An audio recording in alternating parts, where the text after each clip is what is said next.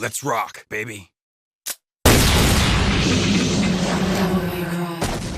DMC 1 is damn near just a mod of Resident Evil. It started out as Resident Evil 4. I'm sure you all know the story at this point. Dante was originally Leon, something like that. And you can tell, it does limit this game in the ways that it fucks up the combat system. It's not the combat you're going to be used to if you started with 3, 4, or 5, but I think it does enhance the game in the ways of atmosphere that none of the other games could quite capture, because this feels so much like you're supposed to be scared of this area, but since you're so strong, you're not anymore. And I think that's what really makes DMC, at least 1, feel like a true spin-off of Resident Evil in a way, which is the best way I could describe it. It makes it a very interesting experience, but it is clunky. I would not recommend you go back to this for any extended period of time. Also, that final boss is ridiculous. DMC 2! I'm sure you've heard it all at this point, how terrible this game is, how clunky it is, how unbalanced it is. I'm finna tell you something you haven't heard before. I kinda fuck with it. Now, I don't know if it was because DMC 1 pissed me off so much that DMC 2 was just a breath of fresh air of easiness, or if I just really like pressing buttons without a thought in the world, but I kinda mess with it. I like pressing buttons. It's not a good game, I can tell you that right now. The levels are uninteresting, the location does not carry the same weight as the first game. The boss, well, the final boss is actually kinda cool. A vampire billionaire is kinda sick. Fighting a fire demon as the final boss is one of the hardest bosses in the DMC series.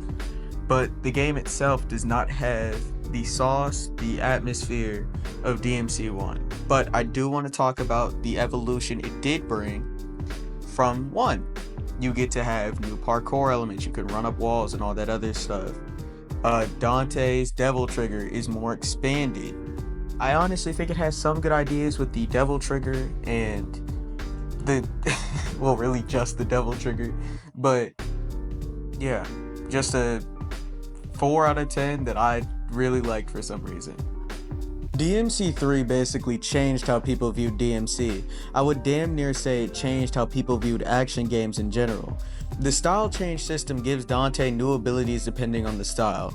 There are 4 of them in base game, but you get up to 5. That includes the Quicksilver and the Doppelganger style. We'll cover those later, but for right now, let's focus on the original 4.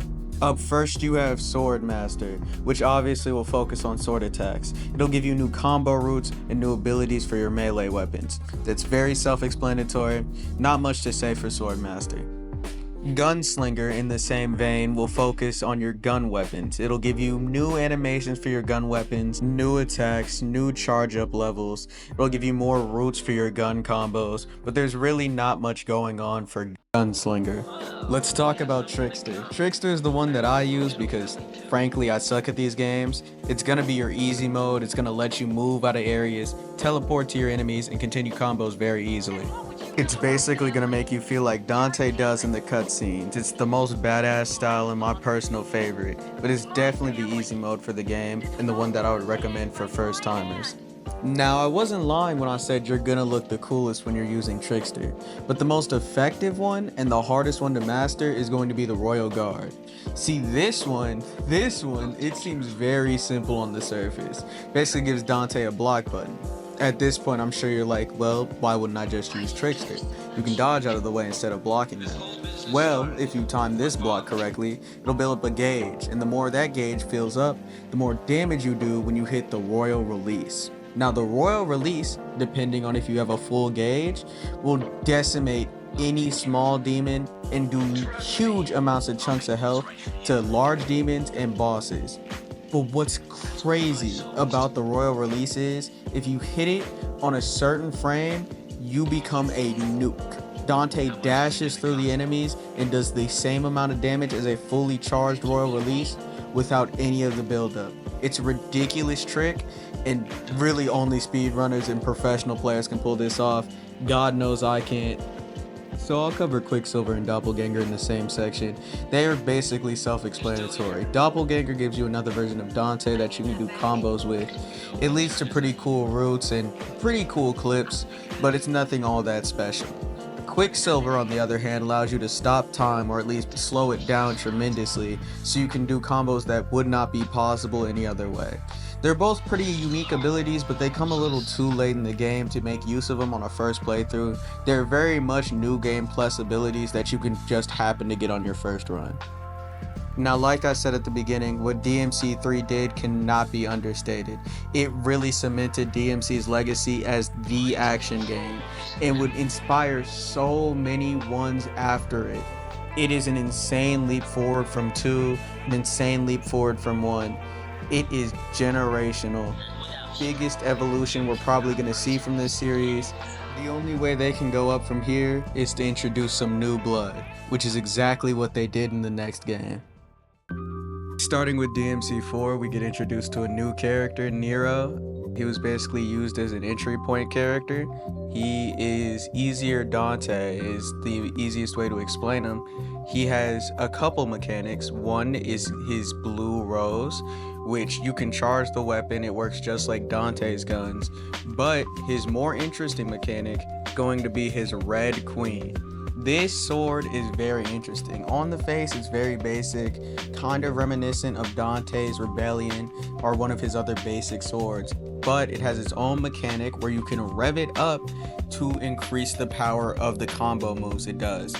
The coolest thing about this mechanic, usually you have to stand still and rev it up. It's not good in the middle of a fight, but if you time it correctly, you can do it instantly in the middle of a combo and it won't interrupt it, causing the next hit to instantly be a more powerful version of it. It's a hard mechanic to master, especially in this game. But forget all that. Now we get to talk about my favorite part about Nero, his devil arm. This is probably the coolest addition to this character. It allows you to grab, slam, throw enemies anywhere you want. It allows you to grab onto them, bring them to you, throw them away, bring yourself to them. It opens up a new lane of combat for him. It is a very interesting mechanic that I am glad they kept in Nero's future appearances, but we'll talk about that later. But now we have to talk about Dante's appearance in this game. Dante is basically the same in this game. The cool thing they added is that you can now switch styles at any time using the D-pad. This opens a new lane for his combat. I've been saying that a lot, I know, but they did add a lot of stuff in this game. He is basically what he's going to play like from now on. It's going to be a bunch of style switching, middle of the combos. All of his styles function basically the same. A little bit of changes here and there, but nothing too important. I do want to give a shout out to one of his guns. It's not really an evolution, so I'm not going to cover it too much, but it's Pandora's Box. It's probably the coolest weapon design I've seen in a video game. It's really sick. I wish it made it into future games. But yeah, that's Dante. Basically the same with style switching. Cool addition.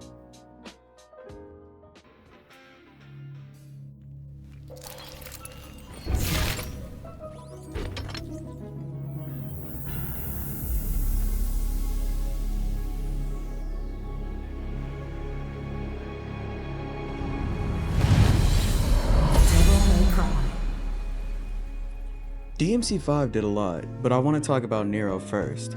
His main gameplay changes stems from the fact that he lost his arm at the beginning of the game. Now, when he loses his arm, a time skip happens and he gets a replacement by the mechanic Nico, and it enhances his gameplay and allows for a wide variety. Now, he no longer has his Devil Bringer. That is a separate arm that you could equip later on into the game. You start out with a couple of options, which are the Buster Arm and the Rawhide.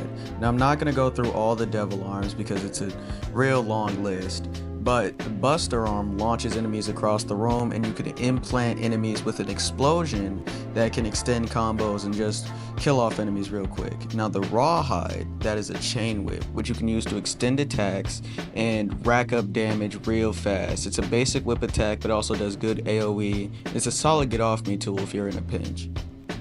Now my favorite of these weapons are gonna have to be the Tomboy, which automatically revs up your sword, but you cannot lock on anymore. It keeps you in this fast, frenetic gameplay where you have to rack up as much damage as possible while also trying to rein in control and not get hit all over the place. My second one is gonna have to be the Buster Arm, which basically acts as a replacement for Nero's DMC 4 and I'm sorry, I just never got over body slamming demons, launching them here and fro, just throwing them anywhere. It's still so sick, and it's the coolest thing about Nero to me to this day. So I just love this arm as soon as I could grab it. It has great animations with specific enemies. It's just so sick. I'll show gameplay up right now, but yeah, it's great. Now, there's a spoiler coming up, so I'll throw up a spoiler warning right here, but at the end of the game, after Nero finds out a lot, he unlocks a devil trigger form. Now, he had one in 4 technically, but it was really just using a ghost of, I forgot the name, but basically using a ghost with a sword he found. This game, however, gives him a full devil form. It allows him to do so much more with his combat capabilities. It enhances all of his stats. It gives more roots for his combos, and it replaces his arm with the original DMC 4 Buster, and basically it acts as the Buster Arm from the base gameplay. It allows you to do it at any time, also allowing for really cool interactions as well, like I already said. It's a really great devil form, a really cool addition. I'm glad they gave it to him at the end of the game.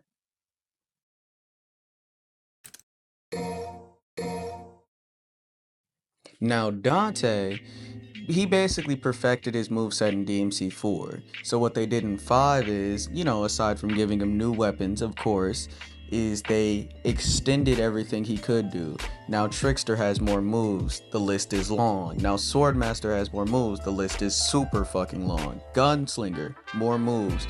Royal Guard, not that many more moves actually, but it does get easier to do the perfect Royal Guard parry and thrust, which will allow you to more consistently rush through enemies and do what you could already do in DMC 4 and 3, but this time a little more consistent. Still pretty hard to hit though. Dante is going to be an extended, definitive version of himself, but there is one extra thing, one big thing that they added to him in this game, and that is the Sin Devil Trigger. This turns him into his ultimate form, a form above his Devil Trigger. It is an insane amount of extra power. You can wipe the screen of regular enemies with like 2 attacks. You have multiple swords running around you at all times. All of your styles get extra properties. You are untouchable in this form, but the thing is, it costs your Devil Trigger meter, which is already hard to build up. And off of 1 full bar of base Devil Trigger meter, you're only going to get around halfway of Sin Devil Trigger meter. So you're going to want to upgrade your Devil Trigger meter so you can get Sin Devil Trigger more consistently. But point is, for this form, it is extremely fun to mess around with. It makes Dante feel like a god. It is so amazing. Now that's basically it for DMC 5, and that's the end of the video. I want to thank anybody who's watching this right now. It's my first video and it's a little rough in some places and the audio quality might not be super consistent, but if you got to the end, I just thank you so much for bearing through all of that and giving me a shot. I'm promised to make more videos on a consistent basis. Sorry this one took so long to get out, but yeah.